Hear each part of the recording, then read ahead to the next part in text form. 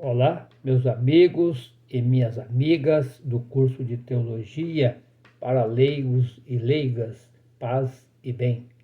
Continuando nosso estudo aqui, já estamos na aula 76 e a gente vai continuar conversando sobre a vocação humana na parte 2. E vai dizer assim que Deus é uma palavra escorregadia, né? Porque cada uma de nós vê Deus a partir do seu próprio lugar onde você está. E hoje vamos falar da vocação humana lá na carta de Tiago, capítulo 2, diz assim: se você está na sua assembleia litúrgica, no caso nossa, a igreja, chega alguém bem arrumado, gravata, bonita, você leva ele lá na frente, senta aqui o lugar é seu, fica tranquilo. Aí chega alguém maltrapilho, sujo, descalço, barbudo, cabeludo, você fala para ele, espera ali na porta, ali fora. Se você realmente faz isso, eu também faço isso, nós estamos usando a palavra de Deus escorregadia. Deus não faz distinção de pessoas. Deus, ele coloca cada um de nós e cada um de nós tem a sua vocação. Por exemplo, até mesmo agora, todo mês de agosto na Igreja Católica, é o mês das vocações. Quando a gente fala de vocação, é vocação à vida, vocação ao matrimônio, vocação à santidade, vocação sacerdotal, vocação à vida religiosa, à vida contemplativa. E também tem a vocação na profissão. Um é mecânico, o outro é médico, o outro é motorista, o outro é engenheiro, e cada um tem a sua vocação. E é uma habilidade muito, vamos dizer assim, uma habilidade muito amoroso naquilo que ele faz. Se não é na Bíblia, a gente também vai ver as vocações de Abraão, as vocações de Moisés, de Miriam, a sua esposa, de Sarai, vê a vocação de Isaac, vê a vocação da sua esposa Rebeca, vê a vocação do Samuel, dos profetas, dos 12 apóstolos, das apóstolas, Maria Madalena, Maria Mãe de Jesus, Maria de Cleofas e tudo mais. A vocação, ela é um chamado que Deus nos chama para fazer alguma coisa. Ninguém é chamado à toa só pelo gosto de ser chamado e ser chamada. Não. Deus chama você dentro de um contexto. Aquilo que Deus está precisando de você.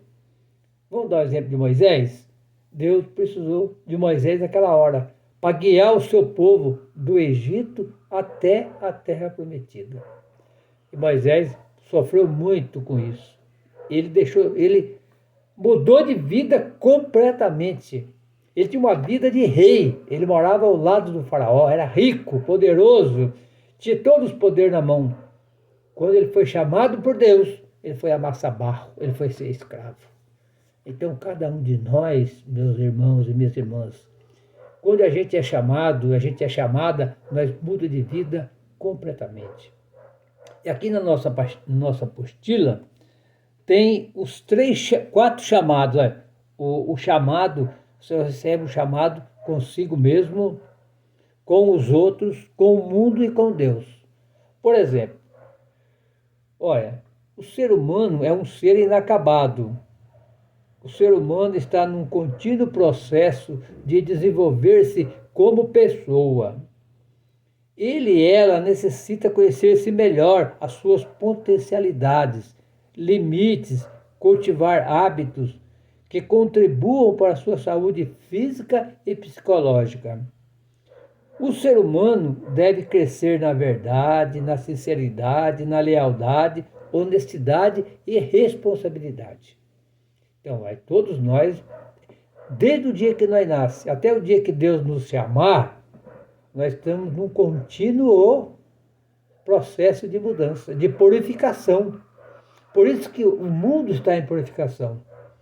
Esse negócio de guerra, violência, gente passando fome, gente morrendo de fome, isso não é coisa de Deus. Não. Deus criou o mundo perfeito. É só olhar o Gênesis 1 e 2. Criou o homem e a mulher para ser feliz, para viver no paraíso, aonde tem comida, tem tudo. Mas agora tem um monte de gente sem comida. Mas se nós olhar 2000 anos atrás, nós já evoluímos bastante. Olha como o Império Romano mandava 3.000 pessoas para a cruz no mesmo dia e matava e violava. Nós temos matança agora. A Rússia está matando a Ucrânia, mas, puxa vida, apesar de todas as violências que nós temos hoje, evoluiu. Então, quem sabe daqui 1.000, 2.000 anos, nós somos uns seres perfeitos. Como diz a Bíblia, né? Nós somos ser espiritual, passando por uma experiência humana. Nós não somos daqui. Pode viver 100 anos. Tem gente que pensa que vai chegar aqui e nunca mais vai sair daqui. Quer juntar tudo para ele, tudo para ela. Não. Nós estamos passando por uma experiência humana. Mas nós não somos daqui. Nós somos espiritual. E a Bíblia fala disso. Eu vou pegar texto que vai falar disso. Então, consigo mesmo, todo dia conhecer você melhor. Com os outros, né? O ser humano, o homem e a mulher, ele não é uma ilha. Ele sempre vive cercado de pessoas. Primeiro, a sua família, quando você é criança, seu pai, sua mãe, seus irmãos, depois a escola, depois a comunidade. Então, o ser humano tem que viver esse intercâmbio, aprender a relacionar, agradecer. Um dos dons mais importantes de Deus é o agradecimento. Obrigado por tudo que o Senhor faz por nós, vamos dizer assim, né? A grande importância da vocação. A vocação é também uma missão, de você relacionar com todo mundo bem. Relacionar com o mundo. O ser humano, o homem e a mulher, é chamado para transformar o mundo pela sua inteligência. Deus criou o mundo inacabado, dando ao ser humano a missão de continuar a obra criador. Não é destruindo a natureza que o ser humano vai resolver.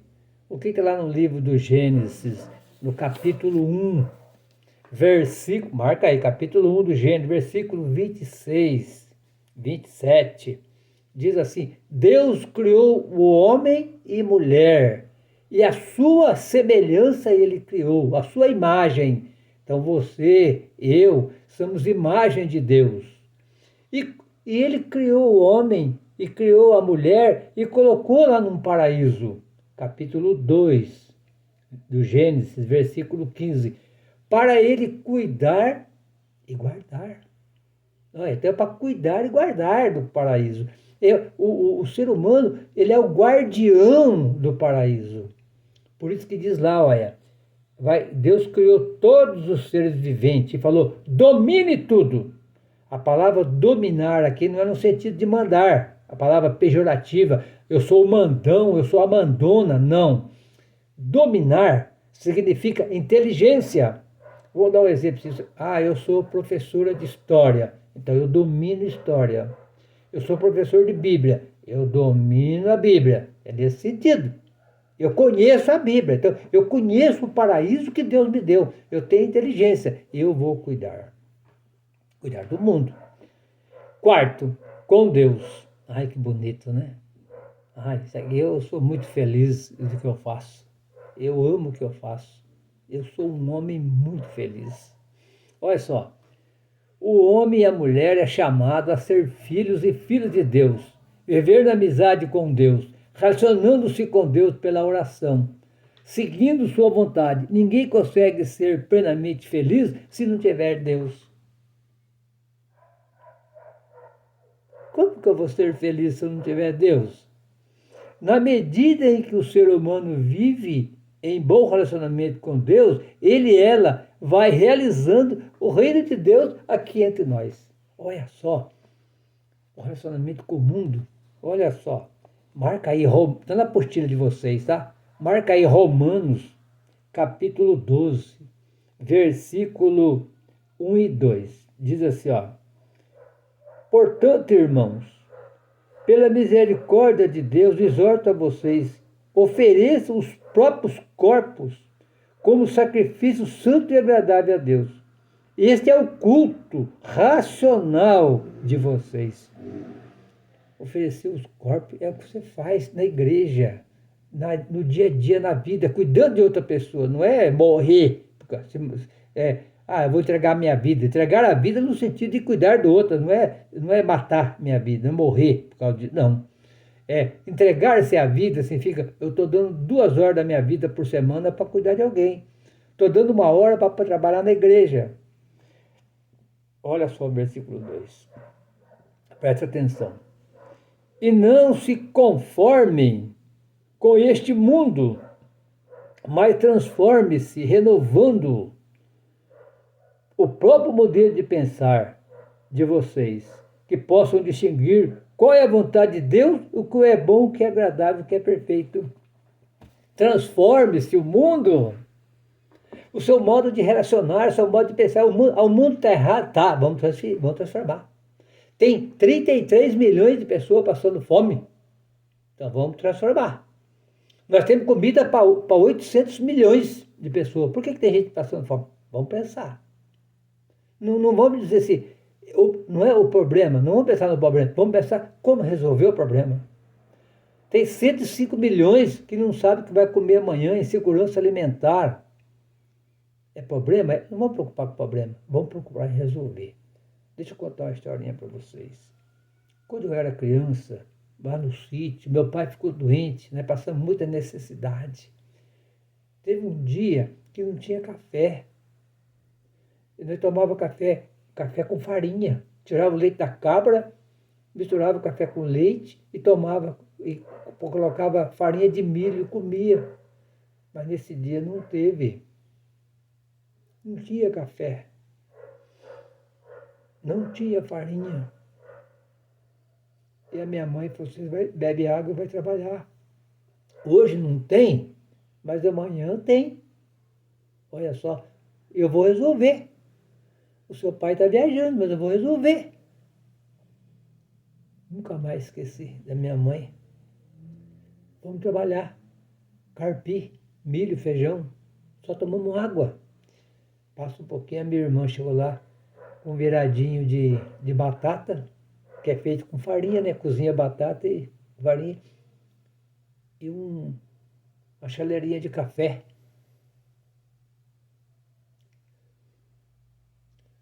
Hoje tem 33 passando fome, milhões. Eu só passei esse dia. Mas a minha mãe não se preocupou com o problema. Ela transformou, vou ler de novo. Olha lá. Ela falou, não se conforme com este mundo, transforme-se, renovando o modo de pensar. Não é problema. Amanhã nós vamos resolver esse problema aí. Amanhã não vai faltar mais. E não faltou mesmo, pessoal. Não faltou mais. É por isso que eu estou nessa vida. Eu não se conformo com esse modo que está aí. Desculpa, pessoal. Tá? Então, mas amanhã ele vai mudar. Não é mesmo? Vai mudar. Então, o relacionamento com Deus. Quando você tem Deus, a vida é difícil para todo mundo, mas quando a gente tem Deus, a gente é mais forte. A gente é feliz. Aí vem a vocação antropológica. Quando fala antropólogo ou antropologia, significa o ser humano. Eu tenho uma vocação para ser pedreiro, para ser carpinteiro. Eu sou varredor de rua. Todos os trabalhos são importantes. Eu trabalhei de varrer rua, eu trabalhei de lavar banheiro, eu trabalhei de servente de pedreiro. Eu trabalhei tudo quando fiz na roça. Garçom, eu precisava comer. Eu não tinha qual a opção, qual a sua vocação? Não tinha como escolher. Eu precisava comer. Eu precisava ajudar o meu pai com a minha mãe, que Tinha 10 filhos, era um dos mais velhos. Mas graças a Deus, Deus me deu tudo, tudo, tudo. Deus me deu tudo que eu mereço e eu acho que deu mais, viu, que eu mereço. Eu fui 35 anos metalúrgico. Eu sou um homem privilegiado. Tenho mais de 20 anos de aposentadoria, tenho um ótimo salário, tenho casa para morar, tenho carro, tenho uma bela família. Todo dia eu agradeço a Deus por isso, é a minha vocação. E aqui, crianças, na nossa apostila, então vai falar que a vocação também de ser acadêmico, de estudar, fazer faculdade, fazer doutorado, ser professor. E ele vai dizer assim, olha lá, eu vou ler essa parte para vocês aqui da apostila, que é muito interessante. Vai dizer assim, olha, a compreensão do que é o homem e a mulher está vinculada à ideia de pessoa. O conceito de pessoa esteve sempre presente em toda a tradição do pensamento ocidental. Os pensadores gregos identificaram que o homem e a mulher, duas categorias ou duas dimensões, corpo e alma, o espírito e a matéria. São no ser humano que essas duas dimensões de realidade se acham presentes, constituindo-se numa unidade indissolúvel. Aí, pessoal, o homem e a mulher é diferente dos animais. Os animais são criaturas de Deus. E nós somos filhos e filhas de Deus. Nós somos a sua imagem e semelhança de Deus. A vocação humana. E aqui ele fez você corpo e alma. Alma e espírito. Espírito e matéria. Mas que isso, espírito e matéria, Afonso? É corpo e espírito. Você não é só corpo, você é um ser espiritual, passando por uma experiência humana. Um dia você vai partir daqui e tem uma outra dimensão. Olha só. Agora é a carta aos Hebreus. Olha que bonita aqui a carta aos Hebreus. Ela vai dizer assim, acompanha comigo aí a carta aos Hebreus, né? Já estou achando aqui, ó. Ela vai dizer assim, é o capítulo 4, tá? Da carta aos Hebreus. Vai dizer assim, ó. Acompanha comigo, capítulo 4, versículo 12 e 13. Diz assim, pois a palavra de Deus é viva e eficaz, mais cortante que qualquer espada de 2 gumes. Ela penetra até o ponto em que a alma e o espírito se encontram, até onde juntas e medulas se tocam. Ela sonda os sentimentos e pensamentos. 13. Não há criatura que se possa esconder-se dela. Diante dela tudo fica nu e descoberto, e a ela devemos prestar conta. Então a palavra de Deus toca a alma e o espírito. Quando eu falo assim, minha alma, Afonso, minha alma, eu, tua alma, você, teu espírito, tua respiração, o Espírito Santo. Feliz os pobres no espírito. Eu tenho o espírito de Jesus. É o espírito. Então, tudo isso aí é a vocação. E a vocação humana tem a ver também com o afeto, tem a ver com as condições de vida. Quando a gente às vezes mistura espiritualidade e mística. Espiritualidade é uma coisa, mística é outra coisa. Então é dicotomia, é duas coisas separadas. O que é dicotomia? É duas coisas que andam junto. Por exemplo, escuridão e luz, noite e dia. Andam juntos, mas são separados. Tem noite e tem dia. Dicotomia é corpo e alma. Alma e espírito é dicotomia. Ele fala aqui, olha lá, muito profunda lá. Pois a palavra de Deus é viva e eficaz. Eficaz quer dizer coisa boa. Mais cortante que qualquer espada de dois gumes.